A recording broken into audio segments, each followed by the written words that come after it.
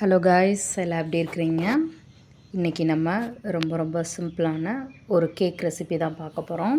இதுக்கு ஓவன் தேவையில்லை, பீட்டர் தேவையில்லை. நம்ம இப்போ எப்படி பண்ணலாம் அப்படின்றத பார்க்கலாம். சிம்பிளாக ரவையை வச்சு தான் பண்ண போகிறோம். ஃபஸ்ட்டு ஒரு மிக்ஸி ஜாரில் ஒரு கிளாஸ், நான் காமிச்சிருக்க மெஷர்மெண்ட்டில் ஒரு கிளாஸ் ஃபுல்லாக ரவை எடுத்து சேர்த்துக்கோங்க. அதே கிளாஸில் 3/4 கிளாஸ், ஸ்வீட்டு ஜாஸ்தி வேணும்னா 3/4 கிளாஸ் எடுத்துக்கோங்க, இல்லாட்டி அரை கிளாஸ் எடுத்தால் போதும். ரெண்டையும் சேர்த்து மிக்சியில் நல்லா ஓரளவுக்கு ஃபைனாக அரைச்சி எடுத்துக்கோங்க. இப்போது சைடில் ஒரு கடாயில், இது ரொம்ப பழைய கடாய், இதில் தான் நான் கேக் பண்ணிகிட்ருக்கேன். அதில் அடியில் கொஞ்சம் உப்பு, பவுடர் சால்ட்டு சேர்த்துட்டு மேலே ஒரு ஸ்டாண்ட் வச்சுக்கோங்க. இதை ஒரு டைட்டான மூடி போட்டு மூடிட்டு ஃப்ளேமை ஃபுல்லாக கம்மி பண்ணி வச்சுருங்க. இப்போ அடுத்து நம்ம மிக்ஸி ஜாரில் அதே கிளாஸ் அளவில் அரை கிளாஸ் தயிர் எடுத்துருக்கிறேன்.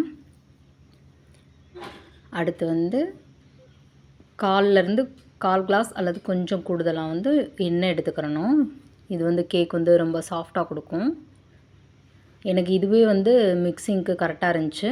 ரொம்ப டைட்டாக இருக்கிற பட்சத்தில் கொஞ்சமாக பாலும் சேர்த்துக்கோங்க. இப்போது இது கூட பேக்கிங் சோடா ஒரு 1/4 ஸ்பூன், பேக்கிங் பவுடர் 3/4 ஸ்பூன் எடுத்துருக்கிறேன்.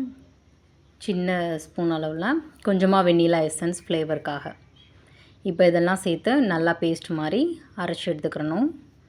இப்போ நான் ஒரு டின்னில் அடியில் பேப்பர் போட்டு லைட்டாக கீ போட்டு வச்சுருக்கேன். எந்த பேப்பராக இருந்தாலும் பரவாயில்ல, போட்டுட்டு லைட்டாக எண்ணெய் போட்டு தடவி வச்சுருங்க.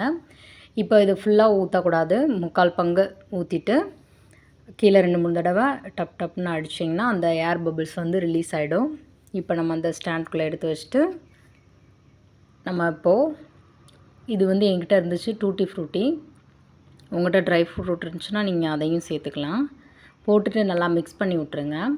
மிக்ஸ் பண்ணிவிட்டு மேலாப்பில் டெக்கரேஷனுக்காக மறுபடியும் டூட்டி ஃப்ரூட்டி சேர்த்துக்கோங்க. இது இடையில பசங்களுக்கு சாப்பிட்றப்போ நல்லா கிடைக்கும். டேஸ்ட் கொஞ்சம் டிஃப்ரெண்ட்டாகவும் இருக்கும், லைக் பண்ணுவாங்க பசங்க, அதுக்காக சேர்த்துருக்கேன். மேலாப்பில் கொஞ்சமாக மட்டும் டூட்டி ஃப்ரூட்டி போட்டால் போதும். இப்போ நம்ம அடுப்பை நல்லா டைட்டாக மூடிட்டு லைட்டாக ஏதாவது வெயிட் இருந்துச்சுன்னா வச்சுக்கோங்க.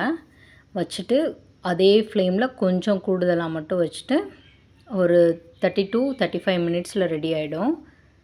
சைடில் எப்போயுமே வேகமாக வெந்துடும், நடுவில் மட்டும் கொஞ்சம் நல்லா வேக விட்டு எடுத்துக்கோங்க.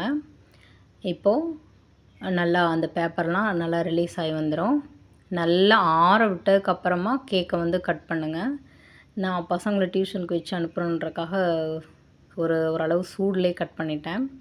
டேஸ்ட் ரொம்ப சூப்பராக இருக்கும், பசங்க நல்லா சாப்பிடுவாங்க. வீட்டிலே பண்ண ஹெல்த்தியான கேக் ரெசிபி. இதே மாதிரி நீங்களும் வீட்டில் ட்ரை பண்ணிவிட்டு எப்படி வந்துச்சு அப்படின்றத கமெண்ட் பாக்ஸில் கமெண்ட் பண்ணுங்கள். நம்ம சேனலை சப்போர்ட் பண்ணுங்கள் காய்ஸ். Thank you so much.